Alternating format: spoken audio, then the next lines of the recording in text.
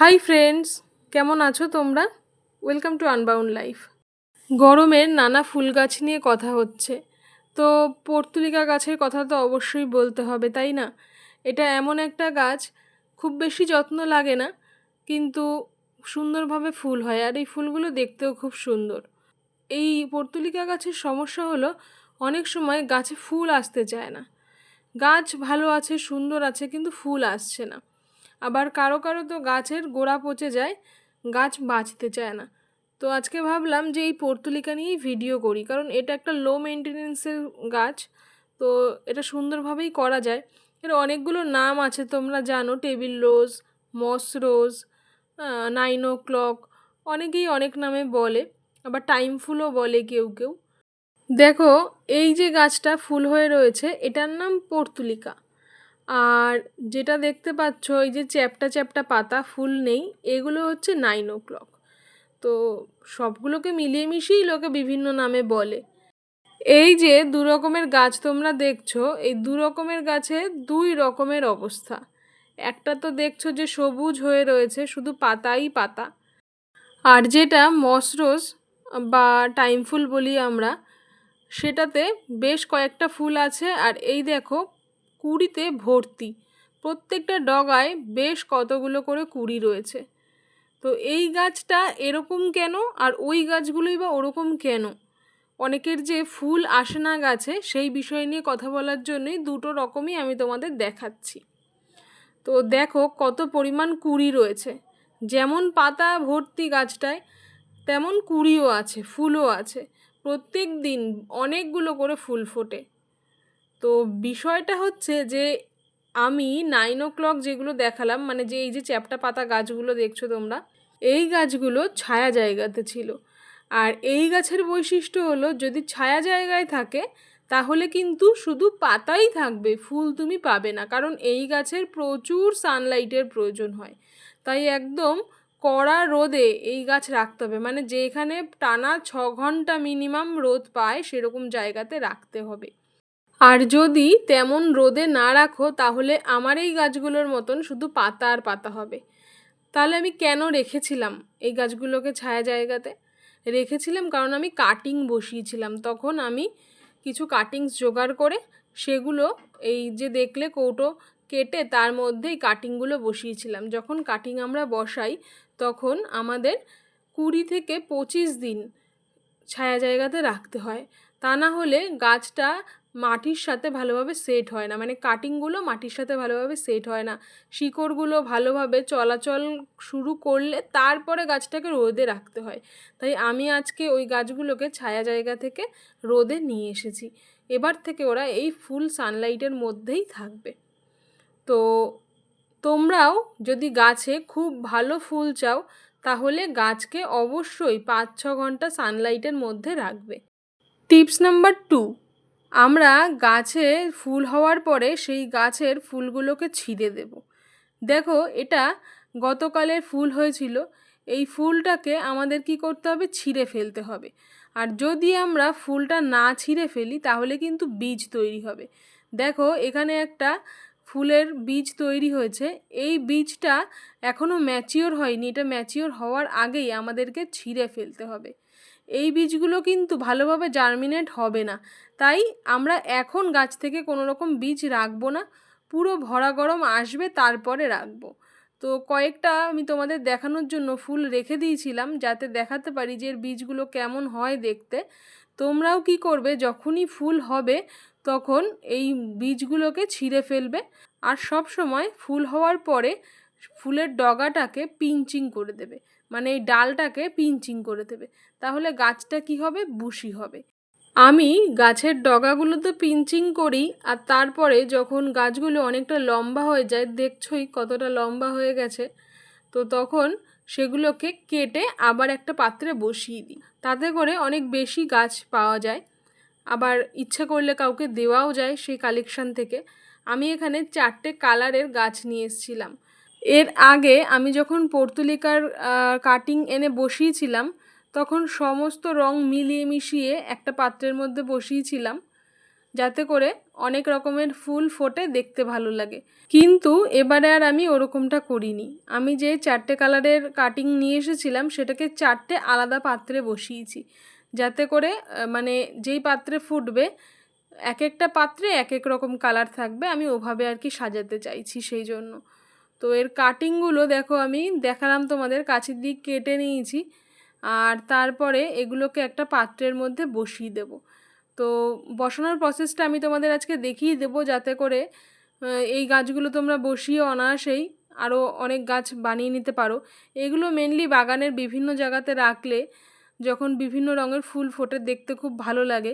তাই গাছের সংখ্যা পরিমাণ অনেক বেশি হলেও মন ভালোই লাগে। তো চলো এবারে বসিয়ে নেওয়া যাক। পর্তুলিকার গাছ বসানোর জন্য আমরা এখানে নিয়েছি 60 ভাগ নর্মাল গার্ডেন সয়েল, আর 40 ভাগ নিয়েছি গোবর সার, আর তার সাথে 1 মুঠো নিয়েছি নিমখোল, যাতে গাছে কীটপতঙ্গের অ্যাটাক কম হয়। তো এই সাধারণ মাটি তৈরি করেই এর মধ্যে আমরা কাটিংগুলোকে বসিয়ে দেব। তো দেখো কাটিংগুলো আমি কেটেছি কিভাবে। নিচ থেকে সমস্ত পাতাগুলোকে ছাড়িয়ে দিয়েছি, তারপরে এই ঝুরঝুরে মাটির মধ্যে গাছগুলোকে ভালোভাবে বসিয়ে নেব। এভাবে একটু ডিস্টেন্স মেনটেন করে একটা করে গাছ বসাবো। একদম গায়ে গায়ে বসালে গাছের শিকড় চলাচলে একটু অসুবিধা হবে, তাই একটু ডিস্টেন্স মেনটেন করে প্রত্যেক কটা কাটিং আমরা বসিয়ে নেব। এই গাছগুলো কাটিং থেকে খুব সুন্দরভাবেই গ্রো করে। কাটিং বসানোর পরে আমরা গাছকে কিন্তু কোনো রকম খাবার আর দেব না। গাছ ছায়া স্থানে থাকবে, আর পুরোপুরিভাবে গাছ সারভাইভ করবে। আমরা বুঝতে পারবো গাছ মাটির সাথে পুরোপুরি সেট হয়ে গেছে, তারপরে খাবার দেব। তার আগ পর্যন্ত আমরা কিন্তু শুধুমাত্র জল দেব, আর কোনো রকম খাবার দেব না। এবারে তোমাদের দেখাবো একটা ম্যাজিক খাবার, এটা স্পেশালি পর্তুলিকার জন্য। দেখো আমার হাতে এটা কি বলো তো? এটা হলো খড়ি মাটি। দশকর্মার দোকানে তোমরা খড়ি মাটি ইজিলি পেয়ে যাবে। তো এই খড়ি মাটি বেশ কিছুটা পরিমাণ তোমাদের গাছ বুঝে নেবে। আমি এখানে 1 বাটি নিয়েছি, কারণ আমার মাত্র 5টা টব।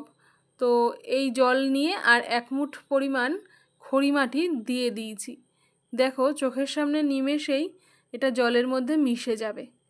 এই খড়ি মাটিতে প্রচুর পরিমাণে ক্যালসিয়াম থাকে, যেটা গাছের জন্য খুবই উপকারী। আমরা রাসায়নিকভাবে তো খাবার দিতেই পারি, কিন্তু এর মধ্যে জৈব যে ক্যালসিয়াম রয়েছে, সেই ক্যালসিয়ামটা গাছ খুব পছন্দ করে আর খুব সহজে নিতেও পারবে। তো আমরা এই খাবারটা দেব গাছে। কিছুটা সময় যাওয়ার পরে এভাবেই হাত দিয়ে দেখতে হবে যে খড়ি মাটিটা ভালোভাবে মিশে গেছে কি না। যদি একটু ডেলা থাকে সেটাকে হাত দিয়ে চেপে মিশিয়ে নিতে হবে জলের সাথে। তারপরে জলের লিকুইড খাবার একদম রেডি। এবার গাছে দেব।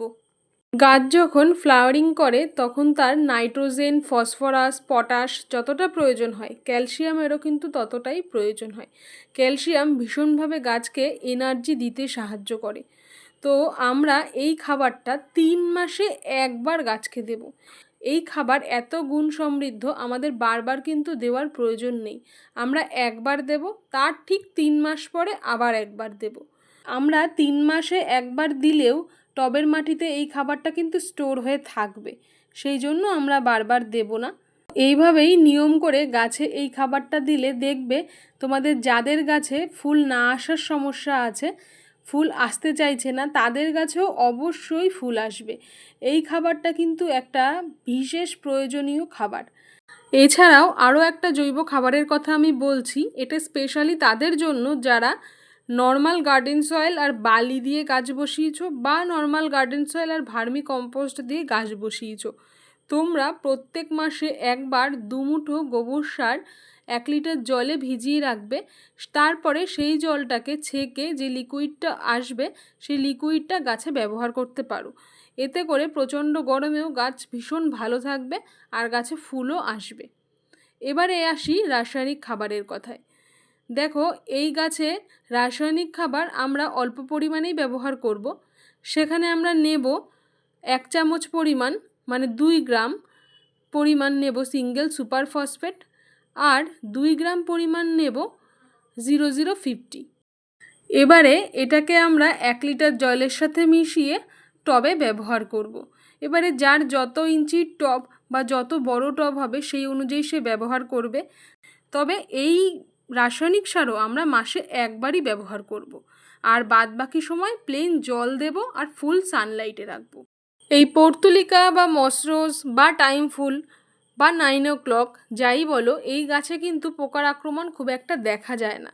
তবে আমাদের বাগানে যেহেতু বিভিন্ন ধরনের গাছ থাকে, সেই গাছগুলোতে রোগ পোকা অ্যাটাক করলে অনেক সময় এই গাছেও অ্যাটাক করে। তো সেই কারণের জন্য আমি বলবো যে 15 দিন অন্তর 1 লিটার জলে 10 ফোঁটা নিম তেল নিয়ে তোমরা গাছে স্প্রে করে দিতে পারো। এই টিপসগুলো ফলো করে দেখো, তোমরাও তোমাদের গাছে প্রচুর ফুল পাবে। আর এভাবেই প্রচুর সংখ্যক গাছ তোমরা নিজেরাই করে নিতে পারবে। নার্সারি থেকে আমরা এই এক একটা গাছ কিনে নিয়ে আসি 30 টাকা 40 টাকা করে প্যাকেট। তো দেখো সহজেই গাছগুলো তোমাদের বাড়িতেই হয়ে যাবে। আমার যে গাছগুলো কাটিং থেকে বসিয়েছিলাম, আজকে দেখো কেটে এই যে টবগুলোতে বসিয়েছি, এগুলো চালি টব। এরকম চালি টবেই তোমরা কাটিংগুলো বসাবে, কারণ এর রুটগুলো কিন্তু ভীষণ ভাসা ধরনের হয়, মাটির একদম উপরের স্তরে থাকে। সেই জন্য চালি টব নিলে গাছটা সহজেই ছড়িয়ে পড়তে পারবে। তাই এই ধরনের টবের মধ্যেই গাছ বসাবে। আমি কাটিংগুলো থেকে যে চারাগুলো বানিয়েছি সেগুলো এতদিন ছায়ায় ছিল বলে আমি যে ফুল পাইনি। আজকে থেকে ওরা ফুল সানলাইটে থাকবে, তো আশা করছি খুব শিগগিরই ফুল আসবে আর আমি তোমাদের দেখাতে পারবো। তো কেমন লাগলো তোমাদের আজকের ভিডিও কমেন্ট বক্সে অবশ্যই জানিও। চ্যানেলে নতুন বন্ধু হলে সাবস্ক্রাইব করে সাথে থেকো, পাশে থাকা বেল আইকনটা প্রেস করতে ভুলো না। আর এই ভিডিওগুলো বন্ধুদের মধ্যে অবশ্যই শেয়ার করে দিও, যাতে তারাও বাগান করতে উৎসাহ পায়। তাহলে গাছকে ভালোবাসো আর নিজেদের সুরক্ষিত রাখো। আজ তাহলে আসি, ভালো থেকো।